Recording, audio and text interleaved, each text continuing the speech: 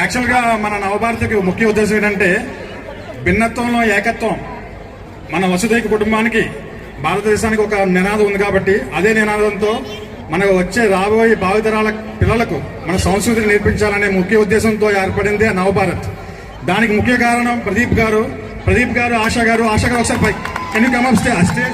ఆశాజీ ఒకసారి ప్లీజ్ ఒకసారి మనం ఆశా గారికి ప్రదీప్ గారికి ధన్యవాదాలు తెలియజేసుకుందాం. ఎందుకంటే ఒక్క బ్యాక్ సైడ్ అంతా ఏర్పడడానికి కారణం ఒక్క మనిషి, ఒక్క ఫ్యామిలీ వల్లనే మనకి జరిగింది. అందువల్ల ముఖ్యంగా మేము ధన్యవాదాలు తెలియజేసుకుంటున్నాం అందరికీ, ప్రదీప్ గారికి.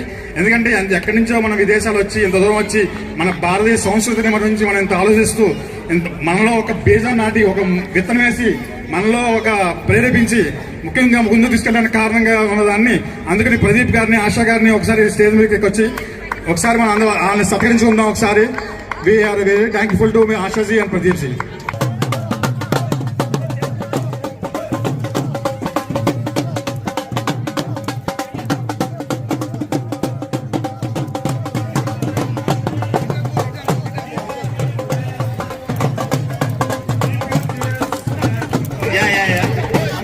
తప్పని కూడా నేను కోరుకుంటున్నాను.